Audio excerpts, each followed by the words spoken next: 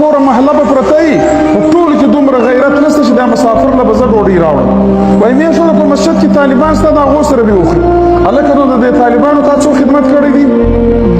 د دې طالبانو دا محلې څو خدمت کړی دي د هرې محلې والا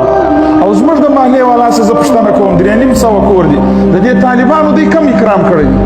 په ګرد کال کې دوی پوښتنه پر کړې ده چې طالب ته وچه خورې که نو دا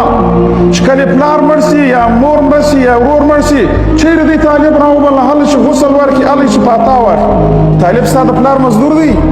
تا تنخواه ورکړې ده تا په ګرد کال کې پوښتنه نه ده پر کړې زموږ د مسجد دی طالبان دي په چا کې چورت نه وي ستی د مسجد طالبان ستا د پلار مزدوران نه دي دا د مسجد خادمان ته دومره بې همته یې په ټول کال کې دې پوښتنه نه ده پر کړې